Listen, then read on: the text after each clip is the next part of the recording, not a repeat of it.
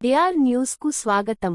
Reporter ఎం దుర్గారావు, అంబేద్కర్ కోనసీమ జిల్లా రామచంద్రపురం టౌన్లో town మరియు గంగవరం మండల వైఎస్ఆర్సీపీ నాయకుల వైఎస్ఆర్సీపీ ఆఫీసు నుంచి రాజగోపాల్ సెంటర్ వరకు వారి ర్యాలీ.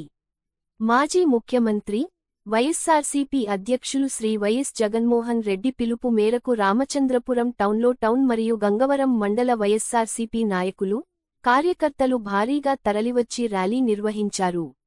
రామచంద్రపురం నియోజకవర్గ వైఎస్ఆర్సీపీ కోఆర్డినేటర్ పిల్లి సూర్యప్రకాష్ ఆధ్వర్యంలో జరిగిన ఈ ర్యాలీల్లో రామచంద్రపురం టౌన్ మాజీ చైర్మన్, మాజీ వైస్ చైర్మన్లు, మాజీ కౌన్సిలర్లు, ముఖ్య నాయకులు, గంగవరం మండల జడ్పీటీసీ, ఎంపీపీలు, ఎంపీటీసీలు, మాజీ సర్పంచ్లు, పార్టీ నాయకులు, కార్యకర్తలు, మహిళా, యువజన, విద్యార్థి విభాగాల ప్రతినిధులు పెద్ద ఎత్తున పాల్గొని ర్యాలీ విజయవంతం చేశారు.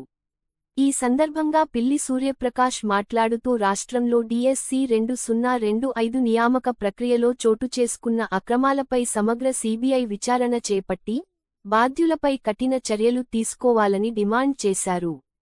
విద్యార్థులకు పెండింగ్లో ఉన్న ఫీజు రీయింబర్స్మెంట్ బకాయిలను వెంటనే విడుదల చేయాలని, నిరుద్యోగ యువతకు న్యాయం చేయాలని, ఎన్నికల సమయంలో ప్రజలకు ఇచ్చిన హామీలను ప్రభుత్వం తక్షణమే అమలు చేయాలని కోరారు. ప్రజా సమస్యలను పరిష్కరించడంలో ప్రభుత్వం పూర్తిగా విఫలమైందని విమర్శించారు. ప్రజా సమస్యలను విస్మరిస్తూ ప్రభుత్వం అనుసరిస్తున్న విధానాలను వైఎస్ఆర్సీపీ తీవ్రంగా ఖండిస్తుందని, ప్రజల హక్కులు, సంక్షేమం మరియు భవిష్యత్తు కోసం పార్టీ నిరంతరం పోరాడుతుందని పిల్లి సూర్యప్రకాష్ స్పష్టం చేశారు. ప్రజా సమస్యలకు శాశ్వత పరిష్కారం లభించే వరకు వైఎస్ఆర్సీపీ ఆధ్వర్యంలో ఉద్యమాలు కొనసాగుతాయని తెలిపారు.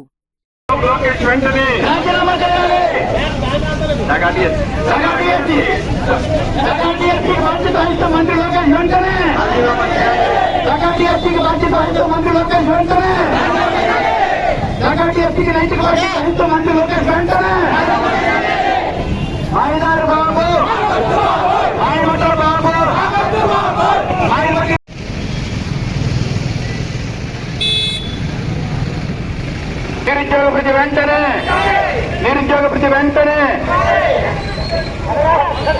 సగాటిఎస్సీకి బాధ్యత వహిస్తూ లోకేష్ వెంటనే సగాటిఎస్సీకి బాధ్యత వహిస్తూ లోకేష్ వెంటనే సగాటిఎస్సీకి బాధ్యత వహిస్తూ లోకేష్ వెంటనే సగాటిఎస్సీకి బాధ్యత వహిస్తూ లోకేష్ వెంటనే సగాటిఎస్సీకి బాధ్యత వహిస్తూ లోకేష్ వెంటనే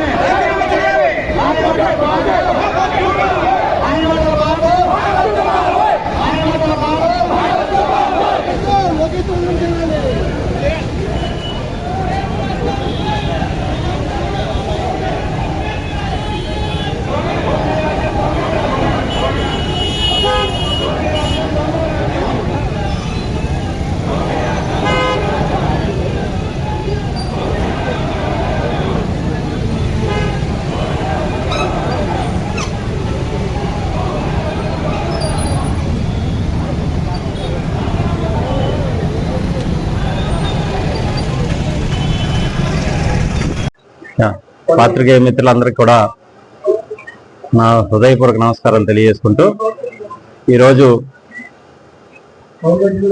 రామచంద్రపురం నియోజకవర్గంలో వైఎస్ఆర్ కాంగ్రెస్ పార్టీ కార్యాలయం నుంచి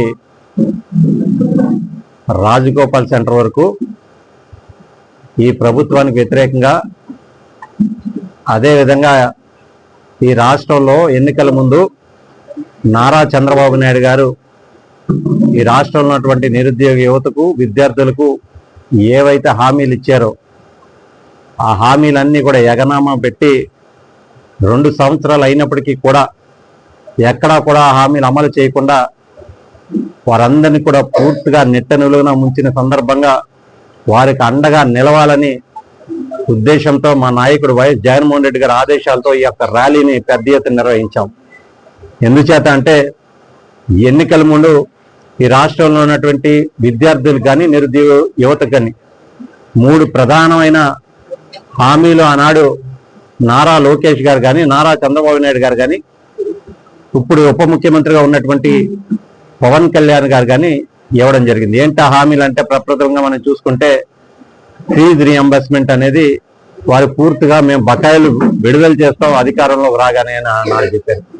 అదేవిధంగా వసతి దీవెన ఏవైతే హాస్టల్ మెయింటెనెన్స్ ఉందో విద్యార్థులకు సంబంధించి ఆ బకాయిలు కూడా మేము అధికారంలో రాగానే విడుదల చేస్తామని చెప్పారు. దాంతోపాటు ఈ రాష్ట్రంలో ఉన్నటువంటి నిరుద్యోగ యువతకు మేము రాబోయే 5 ఏళ్ళు అధికారంలోకి వస్తే 20 లక్షల ఉద్యోగాలు కల్పిస్తాం, లేదా ప్రతి నెల 3,000 రూపాయలు ఈ రాష్ట్రంలో ఉన్నటువంటి నిరుద్యోగులకు నిరుద్యోగ భృతి కింద మేము అందిస్తామని చెప్పినటువంటి నారా చంద్రబాబు నాయుడు గారు మరి అధికారంలోకి వచ్చిన తర్వాత దాదాపు 13 త్రైమాసికాలు ఈరోజు దాటిపోయినప్పటికీ కూడా ఫీజు రీఎంబర్స్మెంట్ కింద ఇప్పటికీ నేటికి సుమారు 9,000 కోట్లు ఈరోజు రాష్ట్ర ప్రభుత్వం బకాయిలు పెండింగ్ ఉన్నాయి. దాంతోపాటు వసతి దీవెన కింద సుమారు 3,400 కోట్లు. అంటే ఈ 2 సంవత్సరాలు తీసుకుంటే 12,000 కోట్లు ఈరోజు రాష్ట్ర ప్రభుత్వం రాష్ట్రంలో ఉన్నటువంటి విద్యార్థులకు బకాయిలు పెండింగ్ అయి ఉన్నాయి. కానీ నేటికి కూడా కేవలం 2,000 కోట్లు మాత్రమే విడుదల చేస్తూ ఇప్పటికీ కూడా మిగతా ఏవైతే పెండింగ్ బిల్స్ ఉన్నాయో అవి కూడా పూర్తిగా చెల్లించడం ఆయన. మరి ఏం చేయాలి? ప్రభుత్వ పాఠశాలలో సాధారణంగా ఎవరు చదువుకుంటారు? మధ్యతరగతి, దిగువ మధ్యతరగతి కుటుంబాలకు సంబంధించిన నిరుపేద పిల్లలు ఆ యొక్క ప్రభుత్వ పాఠశాలలో చదువుకుంటూ ఉంటారు. కానీ వారందరూ ఈరోజు దాదాపు 80% మంది ఈరోజు వారి జీవితాలు రోడ్డున పడే పరిస్థితి.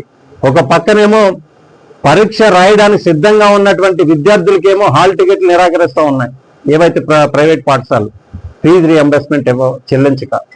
రెండో పక్కనేమో ఎవరైతే చదువు పూర్తి చేసుకుని బయటకు వచ్చినటువంటి వారికేమో కాలేజ్ యాజమాన్యాలేమో సర్టిఫికెట్లు కూడా నిరాకరిస్తున్నాయి ఫీజు రీఎంబర్స్మెంట్ కింద, వసతి దీవెన కింద బకాయిలు చెల్లించక. మరి ఏం చేయాలి? మరి నారా లోకేష్ గారు ఏం చెప్పారు?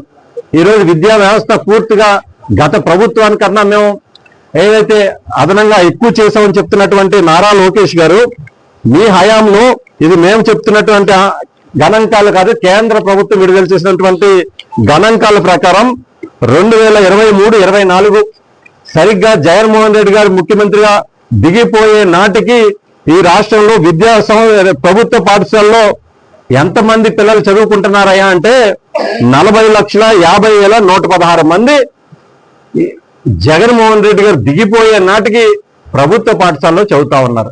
మరి ఇదే నారా లోకేష్ గారు ఆయన హయాంలో గడిచిన 2 సంవత్సరాల్లో విద్యాశాఖ మంత్రి ఉన్నటువంటి నారా లోకేష్ గారు ఇదే ప్రభుత్వ పాఠశాలలో ఎంతమంది చదువుతున్నారంటే సుమారు ఏవైతే 34,90,000 అంటే సుమారు 6 లక్షల మంది నారా లోకేష్ గారు విద్యాశాఖ మంత్రిగా ఉన్నటువంటి ఈ 2 సంవత్సరాల పాలనలో ప్రభుత్వ పాఠశాలలో విద్యార్థులు మానేశారు చేయడం జరిగింది. ఇది మీ వైఫల్యం కాదా అని వైఎస్ఆర్ కాంగ్రెస్ పార్టీ నుంచి మేము అడుగుతాము. కేవలం అదే కాదు, ఈరోజు మెగా డిఎస్సి అని చెప్పారు.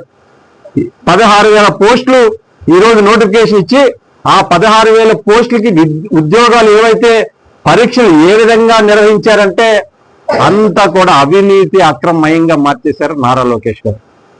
అంతా కూడా అవినీతి అక్రమమయం.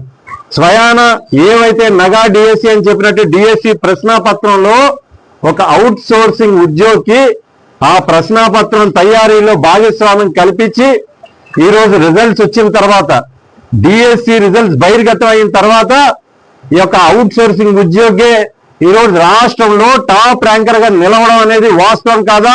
రాష్ట్ర ప్రభుత్వం కానీ నారా లోకేష్ గారు బహిర్గతం చెప్పండి.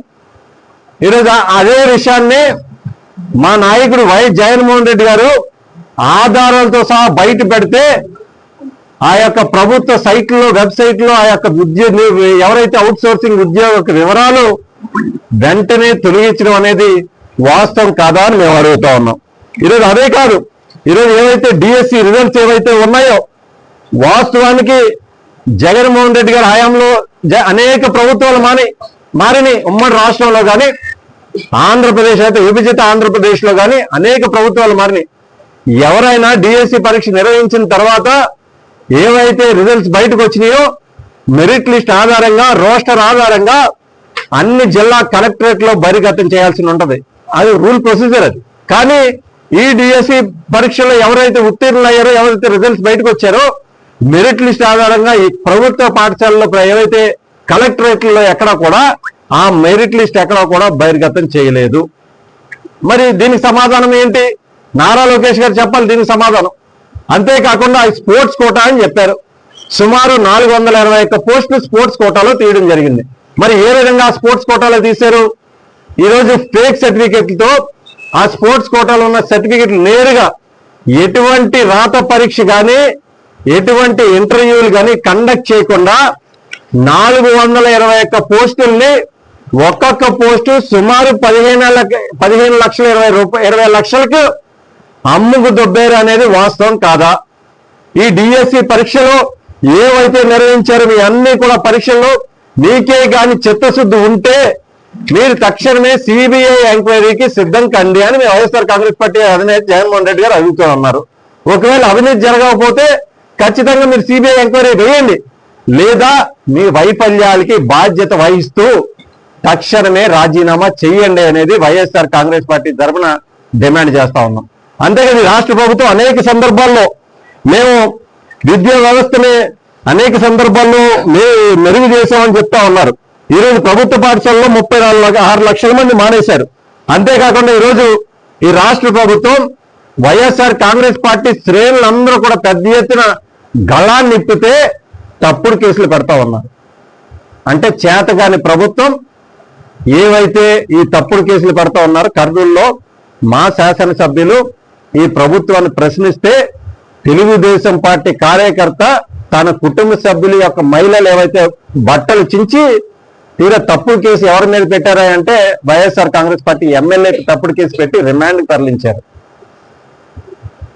ఈరోజు అదే ప్రభుత్వం ఒక మహిళ 60 సంవత్సరాలు పైబడినటువంటి మహిళ రాష్ట్ర నడిబొడ్డులో నుంచిని మా కుమారుడు ఎక్కడైనా వెళ్ళిపోతే పట్టి తీసుకొచ్చి ఇవ్వండి, లేదా లాకప్ డెత్ చేసి ఉంటే ఆ డెడ్ బాడీనైనా ఇవ్వండి, లేదా తగలబెట్టి ఉంటే ఆ యొక్క అస్థికులైనా తెచ్చి ఉంటే ఇవ్వండి అని చేయి చాచి అడిగితే చేతకాని ప్రభుత్వం సమాధానం చెప్పలేక ఈరోజు ఆక్రోశంతో వైఎస్ఆర్ కాంగ్రెస్ పార్టీ నాయకులపై తప్పుడు కేసులు పెట్టి ఈరోజు జైలుకి తరలిస్తున్నాం.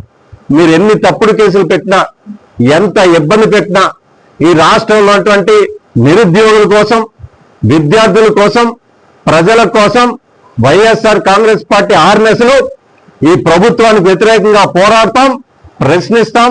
ఖచ్చితంగా మీ యొక్క ఏవైతే అహంకారాన్ని దించుతామని సందర్భంగా మనవి చేసుకుంటా ఉన్నా. ఇవన్నీ కూడా మీరు బాధ్యత వహిస్తూ, మీరు వైఫల్యాన్ని ఒప్పుకుంటూ తక్షణమే నారా లోకేష్ గారు ఏవైతే నారా లోకేష్ గారు మీరు బాధ్యత వహిస్తూ రాజీనామా చేయండి, లేదా నారా చంద్రబాబు నాయుడు గారు మిమ్మల్ని ఒకటే అడుగుతా ఉన్నాం, మీ కొడుకు యొక్క అసమర్థాన్ని ఒప్పుకుని తక్షణమే రాష్ట్ర కేబినెట్ నుంచి ఇప్పటికీ 2 సంవత్సరాల నుంచి ఈ రాష్ట్రంలో ఉన్నటువంటి విద్యార్థులు పీడిస్తున్నటువంటి మీ కొడుకు అసమర్థతను ఒప్పుకుని రాజీనామా బర్తరఫ్ చేయండి కేబినెట్ నుంచి అని వైఎస్ఆర్ కాంగ్రెస్ పార్టీ తరఫున డిమాండ్ చేస్తా ఉన్నాం.